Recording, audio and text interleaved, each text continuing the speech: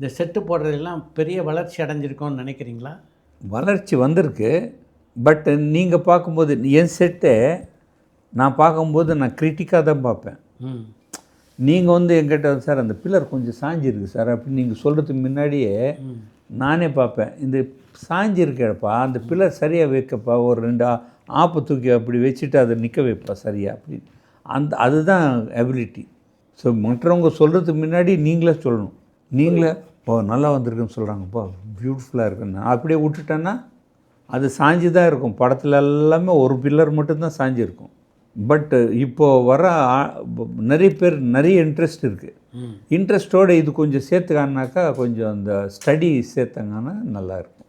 எங்கேயோ இருக்கும் நம்மளதெல்லாம் ஸ்டூடியோஸ் எல்லாம் இல்லை.